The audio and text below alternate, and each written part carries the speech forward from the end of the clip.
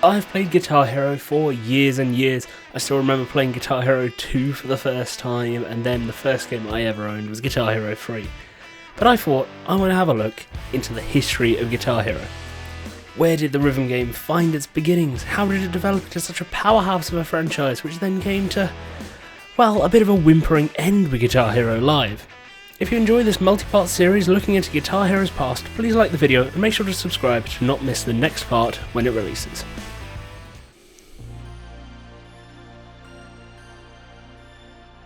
Guitar Hero's origins lay in RedOctane and Harmonix's partnership, and RedOctane's idea, which was to bring a game similar to the Japanese game Guitar Freaks to a Western audience.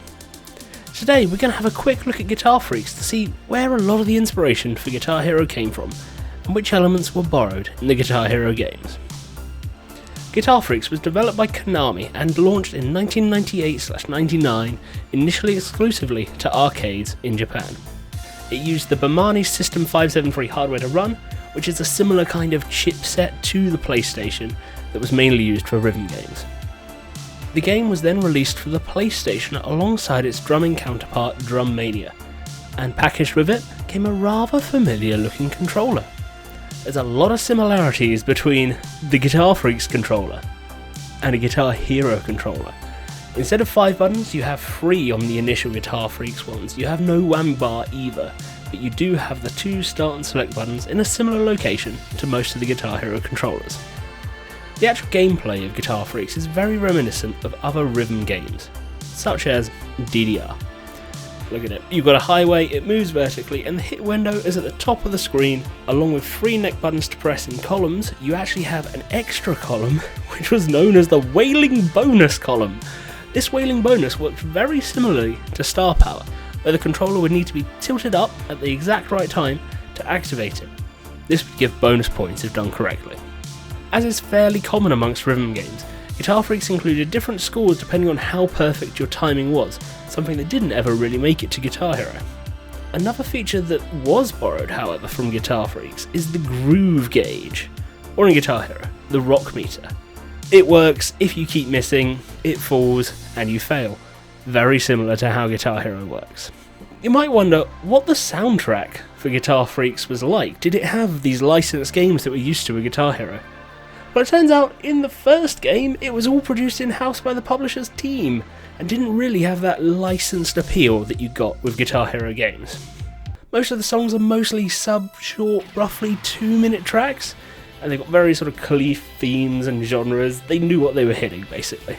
The limitation of having 3 buttons on the highway definitely appears to have hurt how they were able to map the guitar strings and buttons to what you were actually playing. It took away a little bit of the depth that obviously we're used to with Guitar Hero now with 5 buttons, and there wasn't actually any sustain notes from what I could see in any of the gameplay.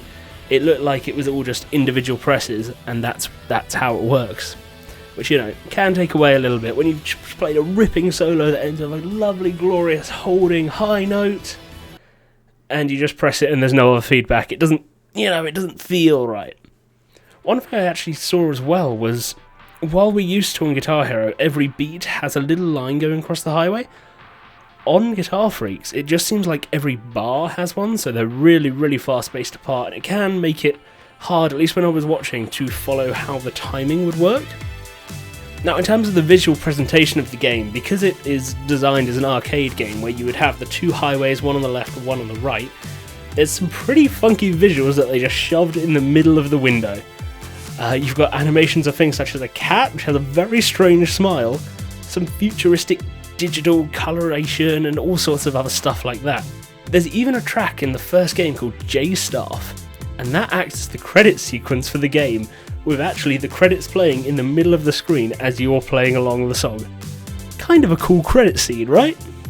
Guitar Freaks, you've probably never heard of it. It was really, really popular in Japan. There was 11 different arcade releases before 2005 of different songs, and always adding new songs and tracks. But did it ever make it across the pond to the States or Europe? From my research, I really couldn't find much reference at all to Guitar Freaks having any European presence. I found one forum thread where someone drove from the UK to France to pick up an arcade cabinet, and that was all I could see, which was great. There was great pictures and stuff. It was a really cool little bit of internet history from years and years ago. It was very cool. But apart from that, I couldn't see like it ever make it into European arcades or anything like that. Now it does seem like some arcade copies of Guitar Freak did make it to the US. I have seen footage, I think it's mostly at conventions rather than at fixed arcades, but there are a couple of fixed arcade shots I could see as well that weren't that old. So there's at least some versions, some places that have got a few of them across here. But there was no PlayStation release. The PlayStation release appears to have just been in Japan. Obviously this is a massively limited exposure to any Western audience, and it's something that a lot of games over the years have had when it comes to getting out of Japan. For example, Monster Hunter, that was only fairly recently brought to a Western audience, and it's been a massive series over in Japan for years and years and years. So Guitar Freaks had a very limited Western presence. However, luckily, the Huang brothers, the founders of RedOctane, they had heard of it. And what they wanted to do was create a peripheral to be able to play it, to bring it over to the West. Is Guitar Freak still around? Well, yes, yeah. In some form or another. It's got a spiritual successor called Guitadora, and the games can be found in arcades, and there's also an online subscription model. Seems to be only available in Asia. I think it's for about $15 a month, something like that. And that gives access to a massive catalogue. I think it's 500 plus songs in it over the years. Things have changed in the game as well.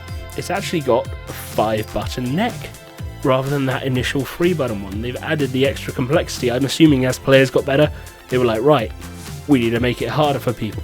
So yeah, the game is still going, and it does seem like there's some kind of competitive scene. I actually found a video on YouTube of, it didn't look like it was too long ago, people playing Guitadora competitively in some kind of competition, whether it was a local arcade one or not. Obviously I couldn't tell, it was all in Japanese, but it was a really cool thing to see competition in these guitar-based rhythm games, and we don't really see that in the West.